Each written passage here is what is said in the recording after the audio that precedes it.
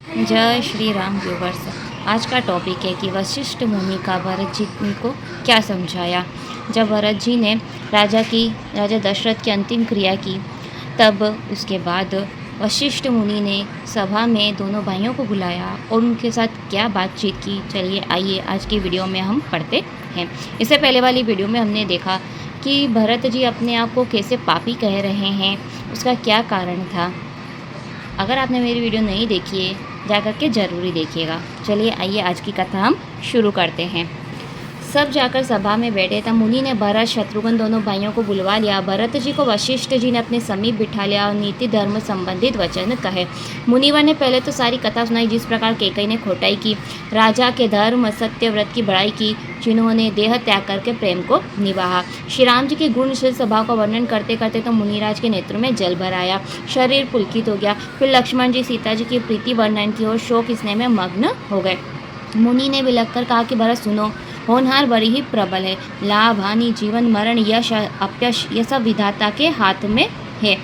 इसी प्रकार से मुनि वशिष्ठ जी ने जब भरत जी ननिहाल गए थे, उनके पीछे क्या क्या हुआ वह सारी बातें बताई और कहा, ऐसा विचार करके किसे दोष दिया जाए और किस पर क्रोध किया जाए। हे तात, मन में विचार करो, महाराज दशरथ सोच करने योग्य नहीं है। इस प्रकार से वशिष्ठ मुनि कह रहे हैं कि राजा का सोच मत करो। सोच किस किस का करना चाहिए, देखिए आइए हम पढ़ते हैं। उस ब्राह्मण का सोच करना चाहिए जो वेद नहीं पढ़ा हो, धर्म छोड़ करके विषयों में फंसा हो। उस राजा का सोच करना चाहिए जो नीति नहीं जानता हो, जिससे प्रजा प्राण प्रिय नहीं हो।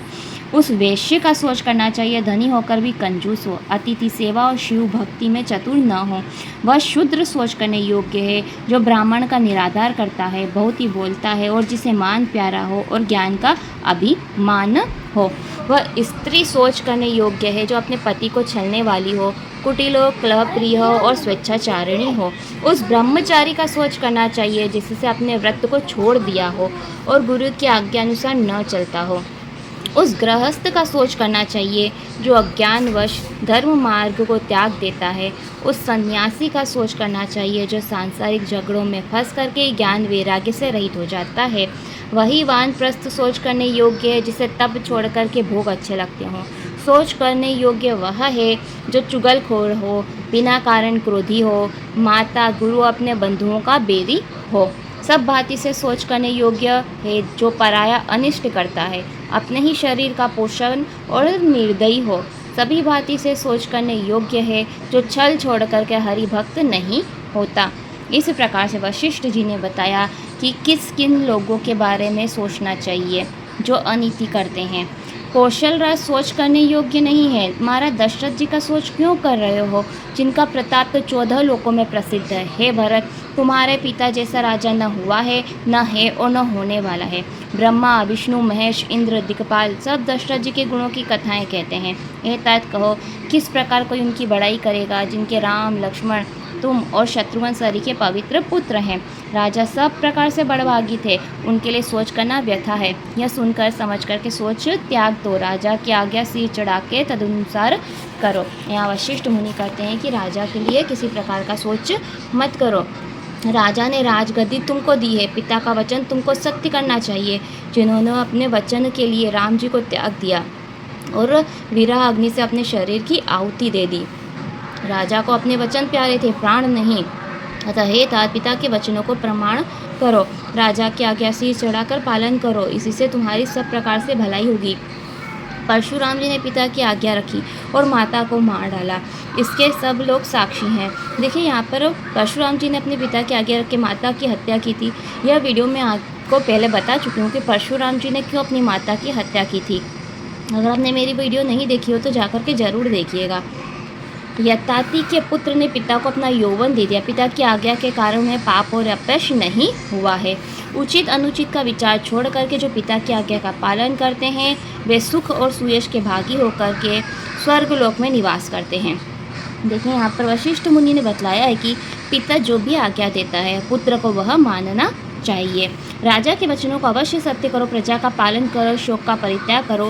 राजा को देवलोक में संतोष होगा, तुमको सुयश और पुण्य मिलेगा, दोष नहीं लगेगा। वेदों के अनुसार जिसमें सबकी सम्मति है, पिता दे वही रास्ते लग पाता है। तुम राज्य करो, गलानी को त्याग कर हित जान करके मेरे वचनों को मानो। राम जी और सीता जी भी इस बात को सुनकर सुख पाएंगे। कोई भी पंडित इसको अनुचित नहीं कहेगा। कौशल्या और सारी माताएं भी प्रजा के सुखी में सुखी होंगी।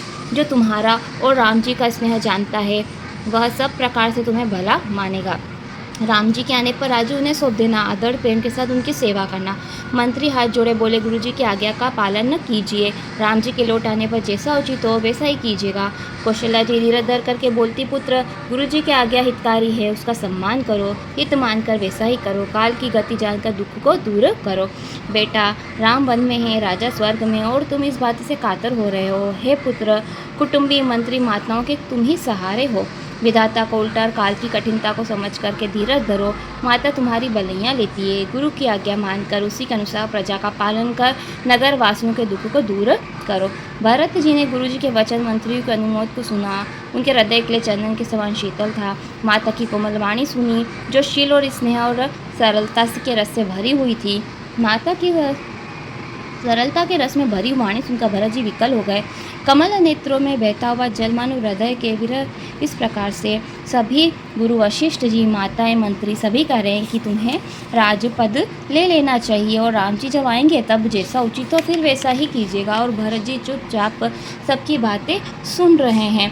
धैर्य की दूरी को धारण करने वाले भरत जी धीरज धर करके कमल स्वरूप हाथों को जोड़ करके अमृत के भरे वचनों को सबको उचित उत्तर देने लगे। इस प्रकार से भरत जी अभी सभी को क्या उत्तर देते हैं, गुरु जी को क्या कहते हैं, माताओं से क्या कहते हैं, वह हम आने वाली वीडियो में हम पढ़ेंगे।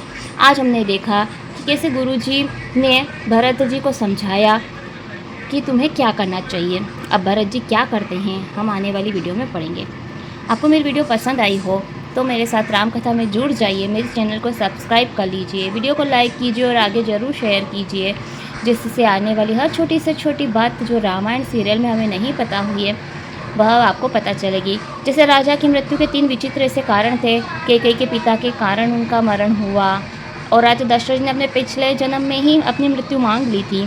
वह विचित्र कारण आपको पता नहीं होंगे, वह आपने मेरी वीडियो में पढ़ा होगा, देखा होगा। हम यहीं पर आज की वीडियो समाप्त करते हैं। जय श्री राम।